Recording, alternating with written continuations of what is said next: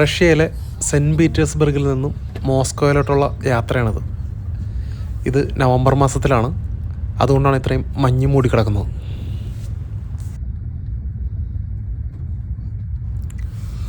യാത്ര പോകുന്നത് സെൻറ്റ് പീറ്റേഴ്സ്ബർഗിൽ നിന്ന് മോസ്കോയിലോട്ടാണെങ്കിലും ഗ്രാമപ്രദേശങ്ങളിൽ കൂടിയാണ് പോകുന്നത്. ഭയങ്കര ബ്യൂട്ടിഫുള്ളാണ് റഷ്യയിലെ ഗ്രാമപ്രദേശങ്ങൾ. അതായത് ഒരു സോവിയറ്റ് യൂണിയൻ്റെ കൾച്ചർ, അല്ലെങ്കിൽ സോവിയറ്റ് യൂണിയൻ, പണ്ടത്തെ സോവിയറ്റ് യൂണിയൻ ശരിക്കും എന്തായിരുന്നു, എങ്ങനെയായിരുന്നു എന്ന് കാണണമെങ്കിൽ നമ്മൾ റഷ്യൻ ഗ്രാമങ്ങളിൽ കൂടെ തന്നെ സഞ്ചരിക്കണം. ഭയങ്കര രസമാണ് കാണാൻ. ചെറിയ ചെറിയ വീടുകൾ, ഒരു സോവിയറ്റ് യൂണിയൻ ടച്ചാണ് എല്ലാത്തിലും. നിങ്ങൾക്ക് കാണുമ്പോൾ തന്നെ അറിയാൻ പറ്റും, വളരെ ചെറിയ വീടുകളാണ്. വളരെ ചെറിയ, നമ്മുടെ നാട്ടിലെ ഓടിട്ട വീടുകൾ പോലത്തെ വളരെ ചെറിയ വീടുകളാണ്.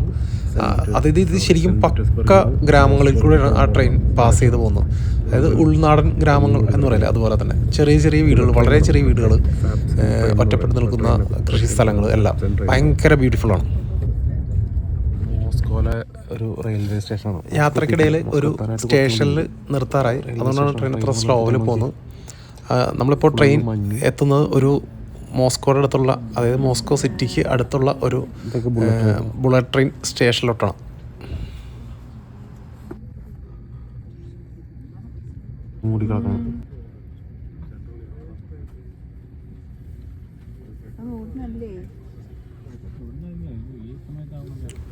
ഇപ്പോൾ നിങ്ങൾ വീഡിയോയിൽ കാണുന്ന കോച്ചുകൾ സാധാരണ, അത് ബുള്ളറ്റ് ട്രെയിൻ കോച്ചുകളല്ല, സാധാരണ ട്രെയിനിൻ്റെ കോച്ചുകളാണ്.